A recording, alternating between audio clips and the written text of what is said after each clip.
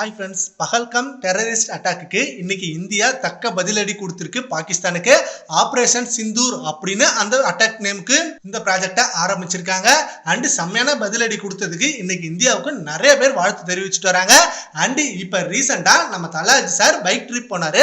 அப்ப காஷ்மீர் போனப்ப அங்க இருந்த ஆர்மி மேன்ஸ் கூட போட்டோ எடுத்துக்கிட்டாரு. இப்ப அந்த போட்டோவை தான் சோசியல் மீடியால செம்ம ட்ரெண்டிங்கா போயிட்டு இருந்தது. அப்போ அந்த ராணுவ வீரர்கள் கூட எடுக்கும் பொழுது 2 பெண் ராணுவ வீரர்கள் கூட எடுத்திருக்காரு ஒரு போட்டோ. அந்த 2 பெண் ராணுவ வீரர்கள் தான் இன்னைக்கு ஆபரேஷன் சிந்தூரை வழி நடத்திருக்காங்க. இதனாலே அந்த போட்டோ இன்னும் வைரலா போயிட்டு இருக்கு. அண்ட் அது மட்டும் இல்லாம இப்ப ரீசெண்டா நம்ம தலாஜி சார் ஒரு இன்டர்வியூ கொடுத்தாரு. அந்த இன்டர்வியூல ஆயுத படைகளை சேர்ந்த பலரை நான் சந்திச்சேன். அவர்களின் தியாகங்களுக்கு நாம் வணக்கம் செலுத்துகிறோம் என்பதை அவர்கள்கிட்ட நான் தெரியப்படுத்த விரும்பினேன். நமது எல்லைகளை பாதுகாக்க அவர்கள் மிகவும் அயராது உழைத்து வருகின்றனர். இதனால் நாம் நிம்மதியாக தூங்க முடியும்.